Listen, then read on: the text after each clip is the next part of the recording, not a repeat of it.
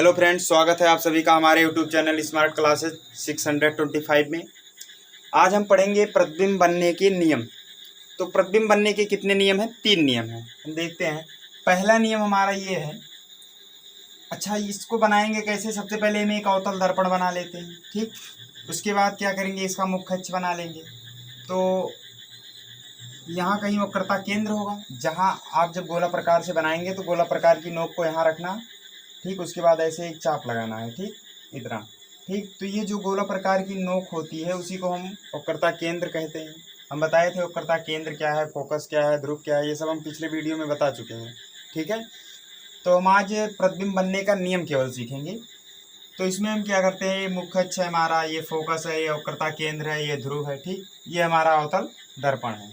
तो अवतल दर्पण में क्या होता है, जो किरणें मुख्य अक्ष के समांतर जाती हैं वो परावर्तन के पश्चात क्या होती हैं, फोकस से होकर जाती हैं, ठीक।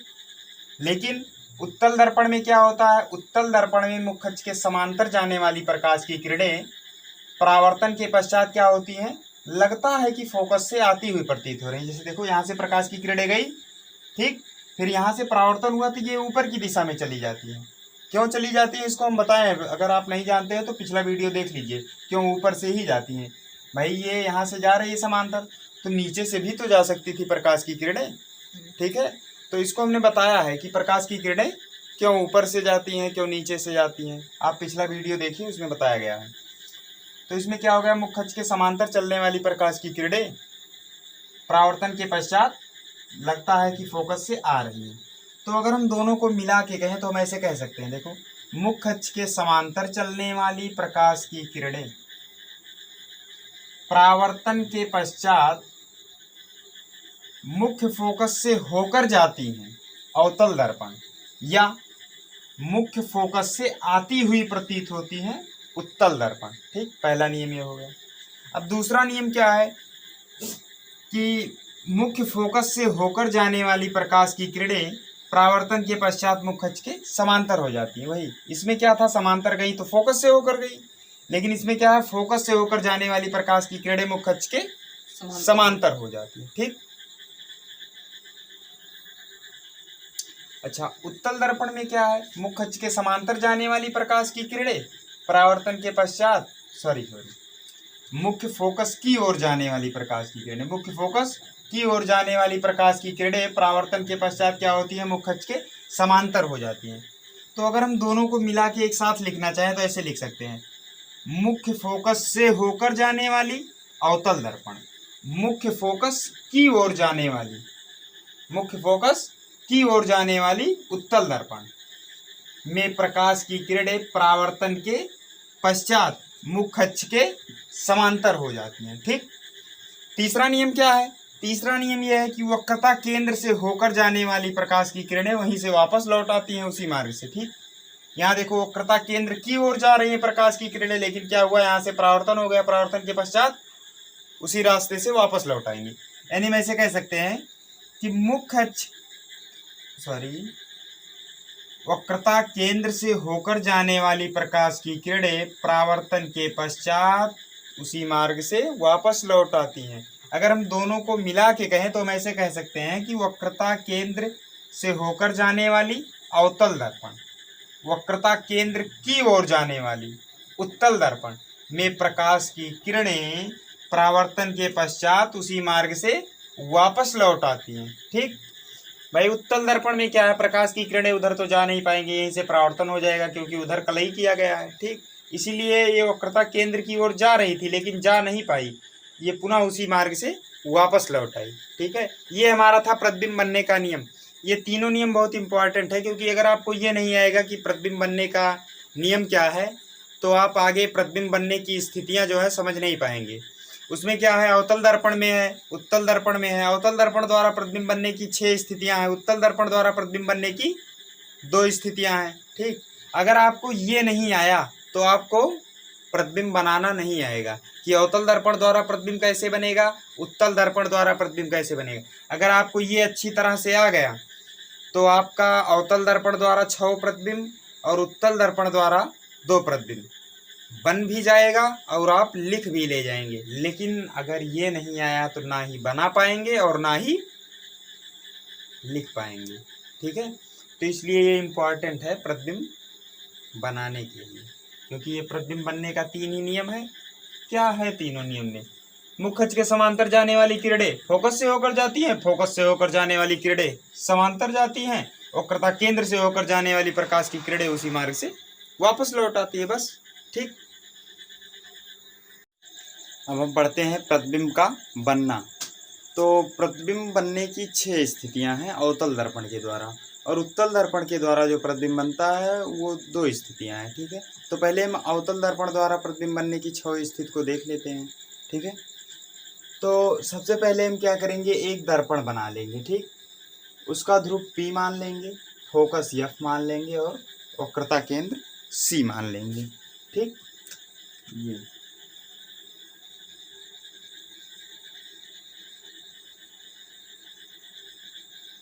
ठीक। तो सबसे पहले हम वस्तु को कहाँ रखते हैं, अनंत पर रखते हैं। कहाँ रखते हैं वस्तु को, अनंत पर रखते हैं। ठीक, क्या करना है आपको, एक दर्पण बनाना है। ठीक, उसका वक्रता केंद्र कहीं मान लेना है। फिर ये जो फोकस है इसको ध्रुव और वक्रता केंद्र के एकदम मध्य में ही मानना है। ठीक, इसके बाद क्या करना, वस्तु को अनंत पर रखना है, यानी वक्रता केंद्र से बहुत दूर रखना है। ठीक, इसके बाद जब देखो ये वस्तु जब अनंत पे रहती है, जब वस्तु एकदम अनंत पे है तो हमें सही से तो दिखाई देती नहीं ना, बहुत छोटी दिखाई देती है। आप सब जानते ही हैं कि जब कोई वस्तु बहुत दूर रहती है तो क्या होता है, बहुत छोटी दिखाई पड़ती है। तो इसमें क्या है, हम यहाँ से एक किरण डालेंगे जो फोकस से होकर जाएगी। ठीक, फोकस से होकर जाएगी, जो फोकस से होकर जाएगी किरणें वो मुख्य अक्ष के समांतर हो जाएगी। ठीक, हमने प्रतिबिंब बनने के नियम में पढ़ा है कि जो किरणें मुख्य अक्ष के समांतर जाती हैं वो परावर्तन के पश्चात फोकस से होकर जाती हैं, और दूसरी किरण डालेंगे जो वक्रता केंद्र से होकर जाएगी। ये जो वक्रता केंद्र से होकर जाती हैं प्रकाश की किरणें परावर्तन के पश्चात उसी मार्ग से वापस लौट आती हैं। ये ध्यान रखना यहाँ, जो ये फोकस से गई है किरण इसी के समांतर रहे, है जो वक्रता केंद्र से होकर जा रही है फोकस से होकर जाने वाली किरण के समांतर ही रहे। ठीक, तभी आपका प्रतिबिंब सही बनेगा। ठीक, तो जब ये समांतर जाएगी उसके बाद ये दोनों किरणें जहाँ काटेंगी, देखो बिंदु B डैश पर काट रही हैं, यानी हमारा प्रतिबिंब कहाँ बनेगा, यही बनेगा, A डैश B डैश। क्या बनेगा, A डैश B डैश।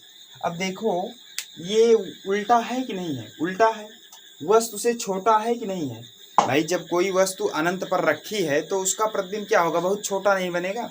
तो ये क्या है, जब वस्तु अनंत पर रखी हो तब प्रतिबिंब फोकस पर वास्तविक उल्टा व वस्तु से बहुत छोटा बनता है। यहाँ बहुत छोटा बनेगा क्योंकि अनंत पर रखी है। ठीक, कहाँ बना है प्रतिबिंब, फोकस पर बना है। कैसा बना है, वास्तविक बना है, उल्टा बना है और वस्तु से बहुत छोटा बना है। ठीक, इसके बाद दूसरी स्थिति यह है कि अब वस्तु को हम अनंत और वक्रता केंद्र के बीच में रखेंगे। कहाँ रखेंगे, अनंत और वक्रता केंद्र के बीच में। जैसे ये अनंत था, ये वक्रता केंद्र है, इसके बीच में यहाँ कहीं आ जाएगा, यानी वक्रता केंद्र और अनंत के बीच में वस्तु को रखेंगे। ठीक, तो अब इसमें वस्तु को हमने रख दिया AB। तो यहाँ से क्या करेंगे, वस्तु के शीर्ष से एक किरण डालेंगे मुख्य अक्ष के समांतर जाने वाली। जो मुख्य अक्ष के समांतर जाएगी किरणें वो परावर्तन के पश्चात क्या होगी, फोकस से होकर जाएगी। ठीक, अब दूसरी किरण यहाँ से डालेंगे जो वक्रता केंद्र से होकर जाए, जो वक्रता केंद्र से होकर जाए, यानी यहाँ से। ठीक, अब ये जो किरणें वक्रता केंद्र से होकर जाती हैं ये परावर्तन के पश्चात क्या होती हैं, वहीं से वापस लौट आती हैं, और ये मुख्य अक्ष के समांतर जाने वाली किरणें क्या होती हैं, फोकस से होकर जाती थी। अब ये दोनों किरणें कहाँ काट रही हैं, देखो F और C के बीच में कहीं काट रही हैं, यानी यहाँ इस बिंदु पर। जो हमारा प्रतिबिंब बनेगा वो कहाँ बनेगा, वक्रता केंद्र और फोकस के बीच में, यानी A डैश B डैश। कैसा बना है, देखो उल्टा बना है, नहीं नीचे बना है, उल्टा बना है। और वास्तविक है, हाँ वास्तविक है, क्योंकि किरणें सभी वास्तव में मिल रही हैं। जब सभी किरणें वास्तव में मिलती हैं तो हम कहते हैं वास्तविक प्रतिबिंब बना है। ठीक, तो इसको हम लिखेंगे कैसे, जब वस्तु वक्रता केंद्र और अनंत के बीच हो तब प्रतिबिंब फोकस और वक्रता केंद्र के बीच में वास्तविक उल्टा व वस्तु से छोटा बनता है। ये छोटा है, ये बहुत छोटा है भाई, ये अनंत पे था तो बहुत छोटा रहेगा, ये वक्रता केंद्र और अनंत के बीच में है, यानी कुछ दूर तो पहले है ना कुछ, अनंत पे जो था वो एकदम बहुत दूर था। मान लो यहाँ वक्रता केंद्र है, मान लो यहाँ वक्रता केंद्र है और यहाँ अनंत है, तो जो यहाँ रहेगा जब उसका प्रतिबिंब देखोगे तो वो छोटा दिखेगा किसकी अपेक्षा, जो इसके और वक्रता केंद्र के बीच में रहेगा। दिखेगा नहीं भाई, जब दर्पण के पास आ जाएगा और वस्तु तो क्या होगा, छोटा दिखेगा, सॉरी छोटा नहीं दिखेगा तो थोड़ा सा और बड़ा होगा ना। तो ये हमारा बहुत छोटा था और ये छोटा है, ठीक। आधा आधा खिसकाएंगे वस्तु को, आधा खिसक के आया, अब इस बार आधा और खिसकाओ, इस बार जब आधा खिसकेगा तो कहाँ आएगा, वक्रता केंद्र पर आ जाएगा। इस बार हमने वस्तु को कहाँ रख दिया, वक्रता केंद्र पर, ए बी। यहाँ से क्या किया, फिर वही काम, मुख्य अक्ष के समांतर जाने वाली प्रकाश की किरणें परावर्तन के पश्चात फोकस से होकर जाती हैं, और दूसरा वस्तु के शीर्ष से डालेंगे जो फोकस से होकर जाएगी और परावर्तन के पश्चात मुख्य अक्ष के समांतर हो जाएगी। ये दोनों किरणें जहां काटेंगी वहीं हमारा प्रतिबिंब बनेगा। ये देखो कहाँ काट रही हैं, ये वक्रता केंद्र पर ही बन रहा है, देखो प्रतिबिंब वक्रता केंद्र पर, देखो एकदम इसी वस्तु के नीचे ही बना है ना, बी डैश पर काट रही है। यानी हमारा जो प्रतिबिंब बना वो क्या बना, ए डैश बी डैश बना। इसको कैसे लिखेंगे, अवतल दर्पण में जब वस्तु वक्रता केंद्र पर रखी हो तब प्रतिबिंब वक्रता केंद्र पर ही बनता है, ठीक। वास्तविक बनता है, उल्टा बनता है, वह वस्तु के बराबर बनता है। देखो यहाँ बराबर बना ही नहीं, जितना ये है उतना ये है, ठीक, बराबर हो गया। छोटा बहुत छोटा, छोटा बराबर, अब बड़ा होगा, फिर बहुत बड़ा होगा, फिर बहुत बड़ा आभासी होगा। अब देखो आधा खिसक के हम वक्रता केंद्र तक आ गए हैं। इस बार जब खिसकेंगे हम तो वस्तु को वक्रता केंद्र और फोकस के बीच में रखेंगे। वक्रता केंद्र तक हम पहुंच गए हैं, ठीक। अब कहाँ रखेंगे, वक्रता केंद्र और फोकस के बीच में। अब हमने यहाँ वस्तु को रख दिया ए बी, ठीक। यहाँ क्या होगा, एक किरण मुख्य अक्ष के समांतर जाएगी और परावर्तन के पश्चात फोकस से होकर चली जाएगी। दूसरी किरण वस्तु के शीर्ष से डालेंगे, ये मुख्य फोकस से होकर जाएगी और मुख्य अक्ष के समांतर हो जाएगी परावर्तन के पश्चात, ठीक। तो हमारा जो प्रतिबिंब बनेगा वो देखो, ये दोनों किरणें कहाँ काट रही हैं, बी डैश पर काट रही हैं, यानी हमारा प्रतिबिंब कहाँ बनेगा, यही बनेगा। ये देखो वक्रता केंद्र के इधर है कि नहीं है ना, और इधर क्या है, अनंत है, तो यानी वक्रता केंद्र और अनंत के बीच में प्रतिबिंब बना, ठीक। तो यानी जब वस्तु को फोकस और वक्रता केंद्र के बीच में रखेंगे तब प्रतिबिंब वक्रता केंद्र और अनंत के बीच में बनता है। कैसा बनता है, वास्तविक बनता है, वास्तव में किरणें मिल रही है ना, तो वास्तविक बनता है, ठीक। और कैसा है, उल्टा है और वस्तु से बड़ा है, अब बड़ा बनना चालू हो गया है, ठीक। इस प्रकार से लिख देंगे। फिर दूसरा क्या है, फिर आधा हम खिसकाएंगे वस्तु को, हमने वक्रता केंद्र और फोकस के बीच रख दिया है। इस बार जब आधा और वस्तु खिसकेगा तो कहाँ चला जाएगा, फोकस पर चला जाएगा, ठीक। तो जब फोकस पे जाएगी किरणें, सॉरी किरणें नहीं वस्तु, जब वस्तु को हम फोकस पे रख दिए तो यहाँ से क्या होगा, एक किरणें मुख्य अक्ष के समांतर जाएंगी और वो फोकस से होकर निकल जाएंगी। दूसरी किरण वक्रता केंद्र से होकर जाएगी और उसी मार्ग से वापस लौट आती है। क्या ये दोनों किरणें कहीं काट रही हैं, नहीं काट रही है ना, ये दोनों किरणें देखो परस्पर समांतर जा रही है ना, कहीं नहीं काटेंगी। तो मतलब इसका प्रतिबिंब कहाँ बनेगा, अनंत पर बनेगा, ठीक। तो हम कह सकते हैं जब वस्तु फोकस पर रखी हो, जब वस्तु फोकस पर रखी हो तब प्रतिबिंब अनंत पर, वास्तविक उल्टा हुआ वस्तु से बहुत बड़ा बनता है, ठीक। अब अंतिम कंडीशन है, ठीक। ये हमारा अवतल दर्पण है, क्या है, अवतल दर्पण। अब वस्तु को हम आधा और खिसकाएंगे, फोकस तक पहुंच गए हैं, बचा क्या है, फोकस और ध्रुव। इस बार क्या करेंगे, फोकस और ध्रुव के बीच रख देंगे, फोकस और ध्रुव के बीच रख देंगे यहाँ, ठीक। यहाँ हमने एक वस्तु को रख दिया ए बी, ठीक। यहाँ से एक किरण डालेंगे मुख्य अक्ष के समांतर, जो परावर्तन के पश्चात क्या होंगी, फोकस से होकर जाएंगी। दूसरी किरण डालेंगे ये वक्रता केंद्र से होकर जाने वाली, ठीक। ये देखो वक्रता केंद्र से जो जा रही है, ये इधर जब हम बढ़ा रहे हैं तो लगातार इनके बीच की दूरी बढ़ रही है, यानी ये कहीं नहीं मिलेंगी। तो क्या करेंगे, इसको हम पीछे बढ़ा लेंगे, ठीक। जब हमने इसको पीछे बढ़ाया तो देखो वहाँ बी डैश पर काट रही हैं नहीं दोनों किरणें, तो यानी हमारा प्रतिबिंब कहाँ बनेगा, बी डैश पर बनेगा, यानी ए डैश बी डैश बना। कैसा बना है, देखो सीधा बना है ना, और कहाँ बना है, दर्पण के पीछे बना है, वास्तविक है नहीं है। क्यों नहीं है? क्योंकि किरणें वास्तव में नहीं मिल रही हैं, मिलती हुई प्रतीत हो रही हैं, क्योंकि हमने उसको पीछे बढ़ाया ना, तो मिलती हुई प्रतीत हो रही, जबरदस्ती मिला दिए हैं उसको, ठीक है, मिल नहीं रही हैं, ठीक, जबरदस्ती हम पीछे बढ़ा के मिला दिए हैं। आगे बढ़ने का कोई चांस था नहीं कि मिल जाए, आगे बढ़ाएं और कहीं मिल जाए किरणें, तो कोई चांस था नहीं, इसलिए हमने क्या किया, पीछे बढ़ा दिया। ठीक, इसको कैसे लिखेंगे? जब वस्तु फोकस और ध्रुव के बीच रखी हो तब प्रतिबिंब दर्पण के पीछे आभासी, सीधा और वस्तु से बड़ा बनता है। ठीक, यानी हम जैसे जैसे दर्पण के पास जा रहे हैं वैसे वैसे हमारा प्रतिबिंब बढ़ रहा है।